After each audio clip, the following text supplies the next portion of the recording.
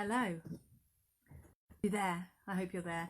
Sorry, I seem to have had some sort of technical problem this evening. The video didn't quite start, which isn't to say I wasn't a little bit late. I feel a bit like being back at school, where I have to find a new excuse every evening for why it is I'm late. This time it was piano lessons on Zoom for my two children with the teacher who actually lives on our road, but obviously we're not going there. Oh my goodness me, it's so hard to get the children to stop going and at the camera and answer the questions. If she speaks to them, they don't answer. Oh my goodness me. So yes, I shall be very happy from that point of view at least. Many other points of view actually, but from that point of view I should be really happy when we're all allowed out and they can go and have their piano lesson in her sitting room without me sitting next to them trying to go, shh, stop playing, stop twiddling, listen to what she says, no, stop pulling faces, for goodness sake. Need to do a bit of meditation, that's what I need. The trouble is, it's time for this. Maybe this will work in place of meditation. Chapter 11, Saving the Unicorn's Horn. We've got to chapter 11. Oh yeah. So, Jo has managed to mention Lucy's family's unicorn's horn in front of, he's afraid he's mentioned it in front of Thorbjorn. And he hasn't told her. She says, what's the matter? He's suddenly come over really nervous and saying they ought to go back to her house and hasn't said why. And it's because he thinks that Thorbjorn has overheard them because he's seen him, or he's seen somebody he thinks is Thorbjorn, and this boy he thinks is Thorbjorn has suddenly turned tail and disappeared through an alleyway and just vanished before Lucy had a chance to see him. So yeah, Jo's feeling a bit anxious about what he might have just done. And he's worried in case there wasn't anybody at home, because remember also, the family's dogs have been poisoned. Lucy's father thinks it was Thorbjorn but can't prove it. Chapter 11. Lockie and Matthias were in the workshop when Lucy and Jo got back. Jo felt his knees tremble with relief. Thorbjorn couldn't have slipped past them into the house, and even if he'd got in from the backyard, Lucy's father would have heard him, since the wall between the workshop and the living area was so thin. As they were about to go inside, Aileen came running down the street, flushed and out of breath. Her basket swung wildly on her arm. "Have you heard the news?" she cried. "News? The king is dead." She leant against Lockie's workbench, panting. "Sigtryggur is dead." Lockie put his tools down and stood up. "How did it happen?" "He had a fever, they say. They drained his blood to try and break it, but he weakened and died." Lucy's father shook his head. "A great warrior like him dying in his own bed. It's hard to believe." "What will happen now?" Lucy asked. "No one knows." Aileen straightened up. "He had several sons, so one of them will probably become the next king, though nobody knows which one." "Before any of that, though," said Lockie, "there'll be a burial, most likely a ship burial for a chief like him." Jo looked across at Lucy. Her face was alight with excitement. "Will we go?" she asked. "Of course. The whole of Jorvik will go, and everyone from the villages around as well." Lockie's eyes grew misty. "I haven't been to a ship burial since I was a boy. It's something you're lucky to see even once in your life." "But we're nowhere near the sea, are we?" Jo said. "How will the ship get here?" "It'll sail upriver, but probably not as far as Jorvik. They'll most likely moor at Staddlethorpe, just before the river narrows. That's where we sail from in the spring and autumn." "How do we get there?" Lucy asked. "Horse and cart." Lockie scratched his beard. "Matthias, you'll need to go out to Haxby to fetch the horse." "Won't Cousin Finwith bring it? He'll have to travel through Jorvik on his way down." "He'll have enough to think about without running errands for us. There's going to be plenty to do to get ready. Lockie picked up the cup he'd been working on and put it on a shelf. That'll have to wait. Matthias, I need you to clean up both shields and axes while I polish my sword and helmet.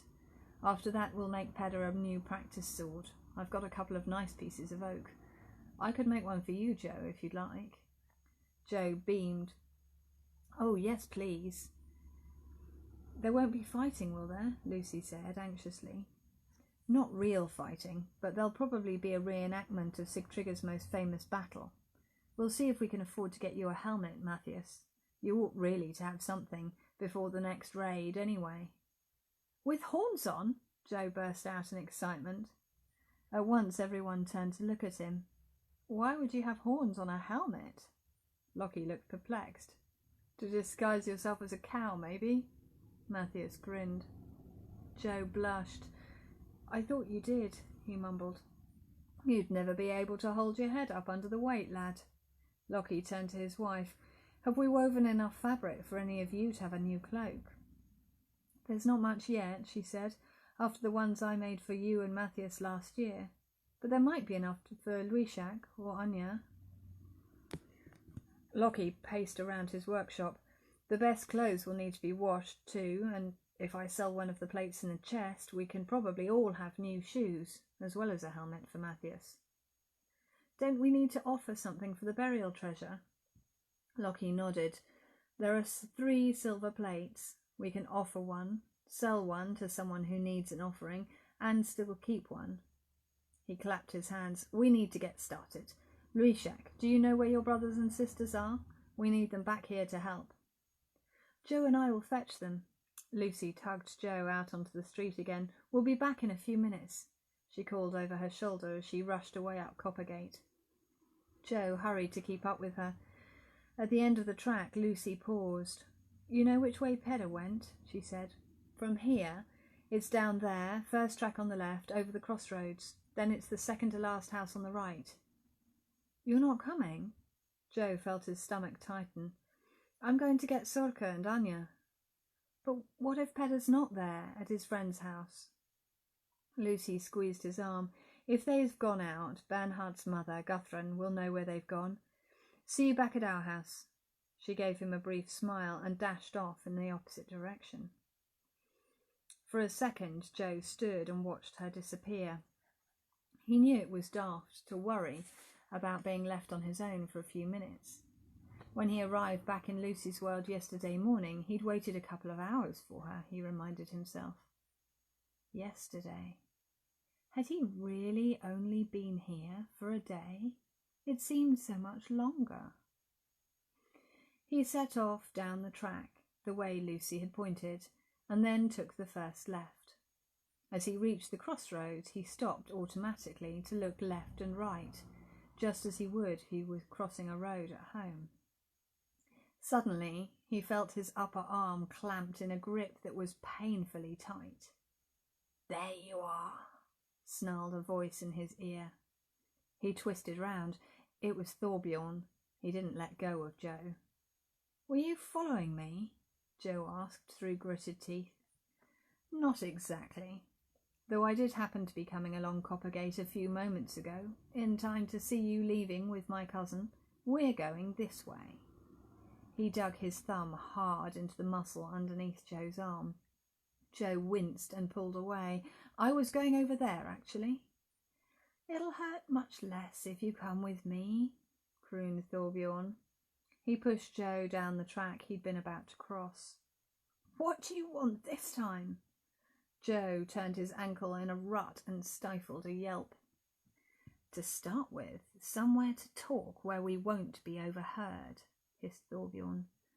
Though it's true the town is in such a flutter, nobody's likely to take much notice of us. He tightened his grip on Joe's arm and pushed him onwards faster. Unable to sidestep the frozen puddles, Joe slithered and slipped on the ice. For a couple of minutes they continued in this way, then Thorbjorn said, Here, this will do nicely. They had come to an open stretch of ground beside the river. Thorbjorn pushed Joe down onto his knees. Joe glanced around, praying that someone would come by and stop the older boy from whatever he was about to do.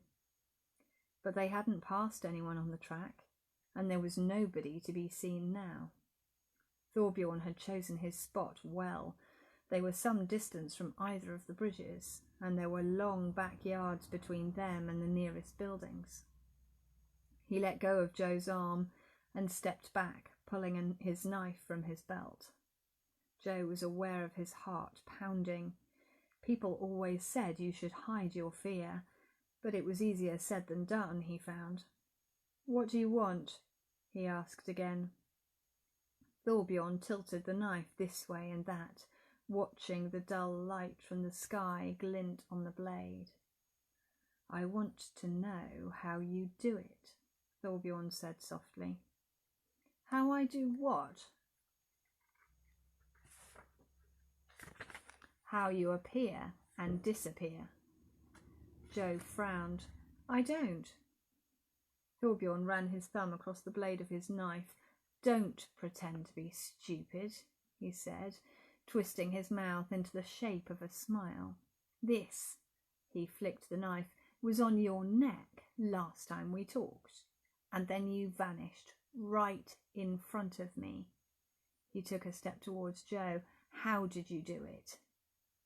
Joe made himself keep completely still, though every instinct screamed at him to run away. "You made it happen," he said, trying to sound calm. "You threatened me. That's what happens when I'm in danger." "Ha! Of course you'd say that. You won't trick me that easily." "But it's true." "Shall we try it then?" Thorbjorn took another step forward. His eyes flashed. This time Joe cringed away from him. "Before we put it properly to the test," Thorbjorn said in the voice of a father reasoning with a child, "I'll give you one more chance to tell me how you really do it, and how you make yourself reappear. It's a very useful skill. You can be in and out of people's houses without them ever knowing you were there. Why, you could even poison someone's dogs right under their noses." "So it was you that did that. They guessed, you know." "Me? Did I say that?" "No, I just heard it had happened." Thorbjorn polished his knife with his cuff, apparently thoughtful. "I'd say it was much more likely to be you. I'll bet there was a moment last night when you weren't being watched. You just slipped out. In fact, maybe you didn't even have to do that. That would be better still, if you could be in two places at once." "I can't, and I didn't poison the dogs." Joe scrambled to his feet and staggered backwards away from Thorbjorn. For a split second, the older boy looked surprised. Then he sprang forward and knocked Joe down again. The side of Joe's face throbbed with the blow. He lay on the frozen ground, dazed. "Let's see if it works then, your disappearing trick." Thorbjorn crouched over him, pinning the brooch on Joe's cloak to his shoulder with the point of the knife. "Would they even miss you if I did kill you?" he snarled. His elbow pressed down on Joe's windpipe. Joe began to choke. If he wasn't pulled back into his own world, this time he was sure he would die. There was no reason for Thorbjorn not to kill him. He closed his eyes and thought of Mum and Dad. He hadn't said goodbye to them. He wanted to say that he loved them. A hissing sound filled the air. It grew louder and louder in his ears. Behind it was noise, voices, confusion. The world went dark. "Joe? Joe! Can you hear me?" It was Dad. Joe opened his eyes. His father's face was looking down at him, worried. "Are you all right, Joe? What happened?" He lifted his head. The pain pounded against his skull.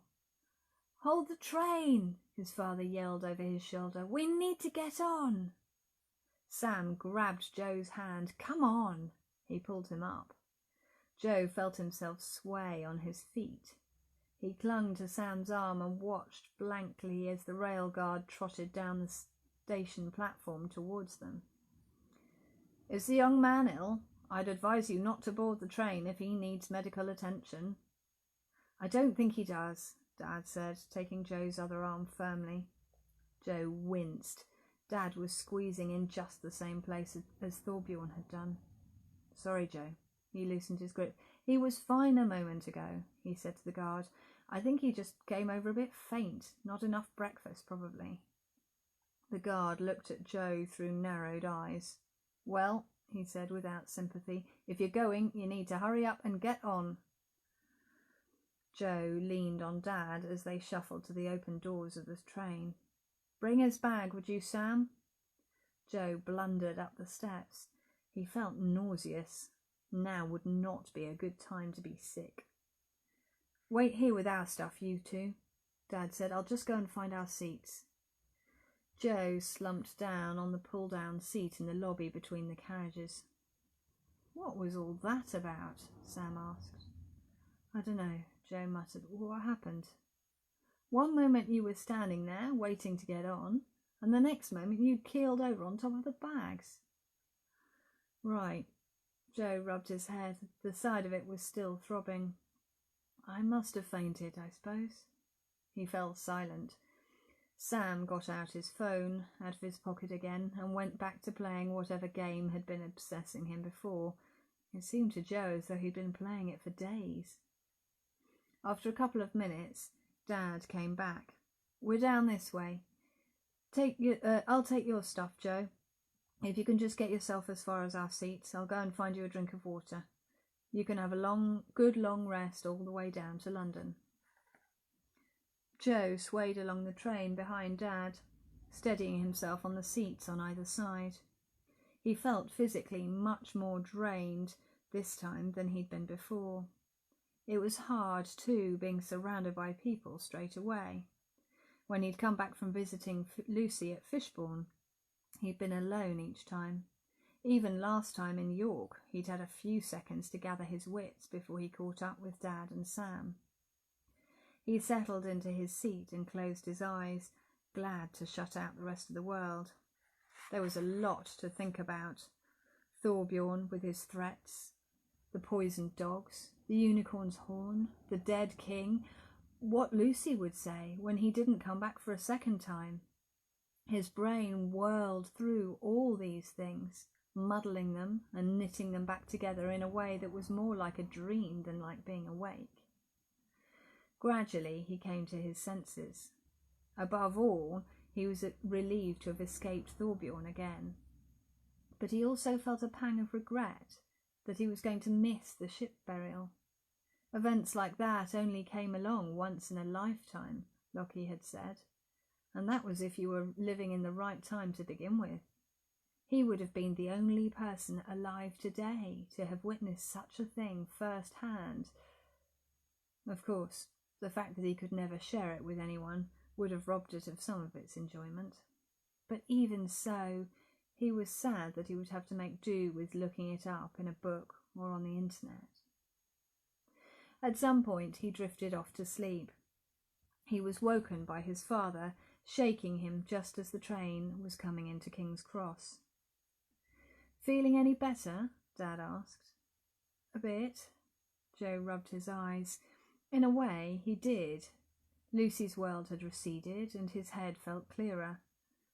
On the connecting train home from Waterloo, he ate the chocolate Dad had bought and turned the pages of the book he would usually be reading. When he got home, he decided he would go down to the library and see what books they had about Viking times, especially Jorvik. Mum was waiting at the station when the train pulled in. She hugged Joe and Sam tightly. "Did you have a lovely time?" she said, in the bright voice she used whenever she talked about Dad or things they'd done with him. "It was great," Joe said enthusiastically. "Yeah," said Sam, "it was cool." His phone was still in his hand. "Delivered back to you," Dad said, "all safe and sound." Joe looked up at his father. His face was set in a tight smile. I'll see you in a couple of weeks then, boys. He hugged them both, then picked up his bag. I love you, Joe said quietly, so that Sam wouldn't hear. Dad swallowed. And I love you too, Joe. He hugged him again, then turned and walked away to the bus stop. Can't we give him a lift? Joe said to Mum. A hard lump had formed in his throat at the sight of Dad walking away. He'd probably rather we didn't. She led the way to the car. Did you do lots of exciting things? What was the apartment like? You must have had fairly decent weather. It was nice here. All the way home she chatted. Sam had withdrawn into his phone again, so Joe did his best to answer for both of them. These conversations were always awkward because it felt disloyal to Mum to admit that they'd had a nice time without her. A couple of times he kicked Sam to answer, but his brother only grunted. That evening, when Joe was getting into his pyjamas, Mum came into his room and sat down on the bed. Joe braced himself. This was what she did when she wanted to ask him difficult questions, like how he was feeling at the moment and whether there was anything he wanted to talk about. He pulled on his pyjama top and put his clothes on the chest of drawers. I was doing a bit of tidying up while you were away, Mum said. Joe looked up, surprised. She didn't usually start like this. I found this, down behind the printer. She held out a piece of paper to him. On it was the letter he'd typed to himself from Fishbourne, saying they'd found his St. Christopher and were sending it back. He swallowed. He'd been so careful, even going to the trouble of getting his ink pad out to put a blurred postmark across the stamp so that he could drop the envelope through the door along with the post. But he remembered now that the printer hadn't seemed to work, and he'd set it to print a second time. Mum was watching his face. Can you explain how a letter like that came to be behind the printer? Before he could answer, she went on, Come to that, she was looking at his neck. Where is your St. Christopher now? Oh dear, he's in trouble. He really is in some trouble, isn't he? He thought he'd been so cunning accounting for how the St. Christopher came back to him, when of course actually it was that Lucy gave it back to him. And now he hasn't got it, because she's got it again. But he can't say that, can he? So that's the end of the second? I don't know, I'm clearly a bit past it today. The 11th chapter. So we've got another 5 to go for the rest of this week. If you're interested in finding out more about the Vikings or about the rest of the series, or you missed The Leopard in the Golden Cage and you want to find out about that, you can find it on this website. Other than that, I'll be back tomorrow, same time, same place, probably 2 minutes late again, because I'm always late. Seems to be impossible to be on time, although I'm nearly on time every time, so maybe I should just change my clock and pretend that it's all fine. So I'll see you again tomorrow for chapter 12, and we'll finish this book. We'll go on through to Saturday so that we finish it before the end of the week, before the bank holiday weekend. Okay, and I hope you had a good day today and have a nice evening. I'll see you tomorrow.